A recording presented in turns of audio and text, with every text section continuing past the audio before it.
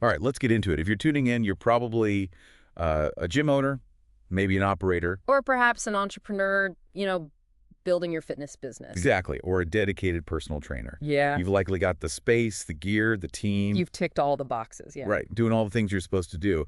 But maybe, just maybe, things aren't quite clicking. Growth feels slow or challenging, maybe even stuck sometimes. It's that puzzle, isn't it? You're trying new things, maybe more ads, tweaking the CRM. Yeah, that customer relationship management system, tracking leads, members, doing all the right tactical stuff. But you still hit a ceiling. So what's the missing piece when, the usual tactics just aren't cutting it anymore? Well, the source we're looking at today argues it's something deeper, something fundamental. Mindset. That's what this paper calls it. Describes it as the internal operating system. Exactly. It says this system dictates your decisions, your risk tolerance, basically your success level in this industry. And we're basing this deep dive on a specific white paper. The Power of Mindset. Why your mental framework is the most critical factor in the growth of your gym business. It's by jthomas. Someone who's spent a lot of time in the trenches helping gyms grow. So our goal today is to really unpack his ideas. Why does he say mindset trumps tactics?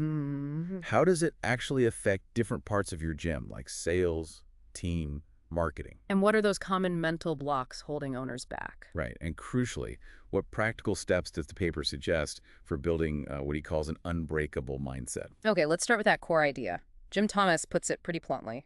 Your business will never outgrow your own belief system. Wow, so the biggest limitation isn't your square footage or your equipment budget. Nope. It's the owner's mindset. He contrasts the trainer mindset with the CEO mindset. That's interesting. How does that play out? Well, think about the internal chatter. The paper gives examples. Like the survival mindset owner might be thinking, man, I hope we make it through this month. Okay, I can see that.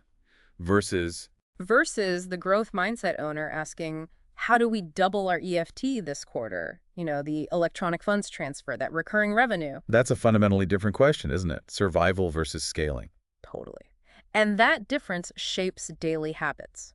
The paper says growth mindset owners, they're setting goals, building systems. Training their team, looking to innovate. Exactly. Yeah. Proactive stuff. While the fear-based owner is often just reacting. Putting out fires. Putting out fires, maybe procrastinating on the big decisions, avoiding challenges, stuck in survival mode, as Jim puts it. It really sounds like he's hitting on that fixed versus growth mindset concept, but applying it specifically to gym owners. He is, and he details the differences clearly. Challenges, for instance. The fixed mindset avoids them. While the growth mindset seeks them out, sees them as opportunities. Precisely. And perspective. Fixed blames external stuff, the economy, competition. The growth mindset looks inward, asks, what can I change? Right, where's my leverage? And failure. Fixed mindset feels it, avoids criticism. Growth mindset sees it as feedback, fuel to adapt. You got it, embraces it. Then there's thinking size. Fixed thinks small, minimizes risk above all else. Growth thinks bigger, plays offense. Plays offense. And approaches change differently. Fixed clings to what worked before. Even if it's not working now. Exactly. Growth mindset experiments, evolves, willing to reinvent. There's a great quote in there. If you want a bigger business, you need to become a bigger leader. That really sums it up. Okay, so let's connect the dots. How does this internal operating system actually impact the day-to-day running of a gym? The paper gets specific. Yeah, let's take sales and member growth. This is fascinating. Your belief about selling. Like if you think it's pushy or slimy? Exactly. If you, the leader, feel that way, that energy infects the team.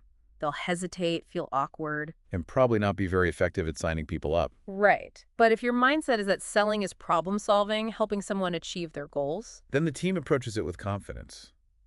Authenticity. Totally. Yeah. And they get better results. Your internal view sets the tone for the whole sales process. Okay, that makes sense. What about team culture? Huge impact. Your energy as the leader, stressed, reactive, burned out. Becomes the team's energy. It absolutely does.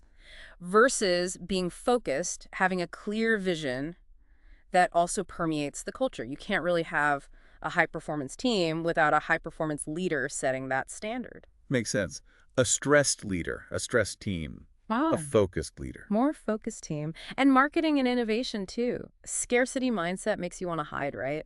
people just find you. Whereas an abundance mindset, Promotes confidently, looks for partnerships, tests new ideas, isn't afraid to scale what's working. The paper argues that fear around marketing, like launching campaigns, doing video, making bold offers, it's often a mindset issue. not necessarily a lack of skill, but a fear of visibility or judgment. Yeah, or belief you don't have enough value to shout about, which leads to the member experience. How does mindset affect that? If you're focused on creating massive value, transforming lives, building real community, not just competing on price. Then everything gets better. Yeah. Onboarding, programming, retention. Exactly. It flows from that core belief in delivering value, valuing the relationship over just the transaction. Okay, this is powerful stuff. But let's be real. Changing mindset is hard. What about those common roadblocks the paper mentions? The internal blocks. Yeah, it identifies 4 key ones. First up, imposter syndrome. Ah, yes. The who am I to feeling. Who am I to charge this or lead this team? The paper solution. Study people who are doing it. Get a mentor. And crucially, decide to take yourself seriously as the leader. Okay, what's next? Fear of delegation. You know, it's quicker if I do it or nobody does it right. The owner becomes the bottleneck. I see that a lot. Good time. Solution. Build clear systems. Hire for strength, not just warm bodies. And practice letting go. Empower the team. Hard but necessary. Third block. Scarcity mentality, especially with competition. Too many gyms? Can't stand out? Right, it feels overwhelming. The paper counters that by saying your uniqueness is your edge. Focus on your specific brand, your value. Differentiate. Don't just try to be cheaper. Find your niche and own it. Makes sense. And the last one. Comfort addiction. Basically, avoiding the discomfort that growth requires. More responsibility, higher stakes. The fear of things getting harder or failing on a bigger scale. Exactly. But the paper reminds us, real growth only happens outside the comfort zone. Embrace the pressure. It can create diamonds. Okay, so we know the why and the what. How about the how?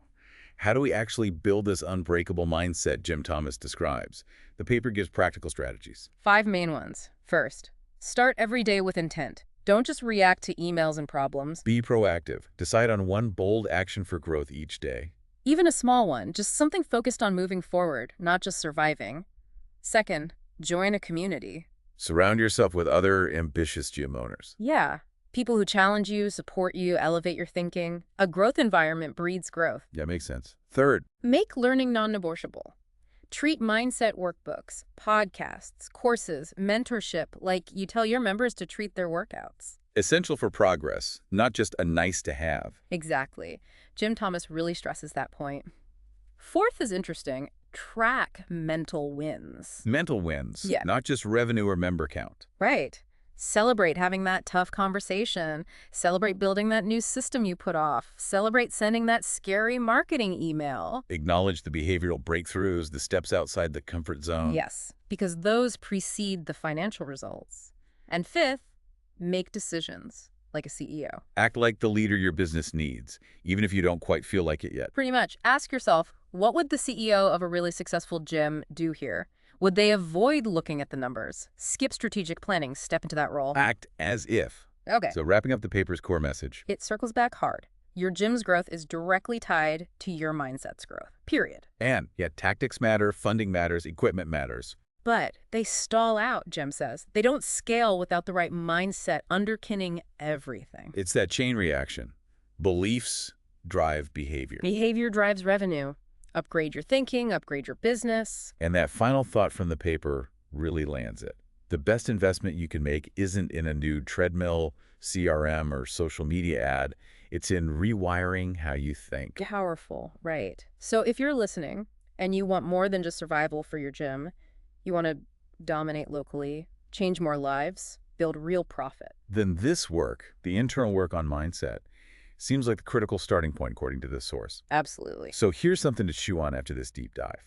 Thinking about your business right now, what's maybe one area where your mindset might be limiting you? Just one. And based on those strategies we talked about. What's one small step, something practical you could do, maybe even today, to start challenging that belief, to begin that rewiring process? And look, if you feel like you need more than just a nudge, if you need real help with systems, operations, maybe even a full turnaround. Reaching out for that help is actually a sign of that growth mindset, isn't it? Recognizing you don't have to do it all alone. Definitely. And Jim Thomas, the author of this paper, that's what he does. He consults with gym owners. So if you need that kind of support, you can contact him directly. His number is 214-629-7223. Let me repeat that. 214-629-7223.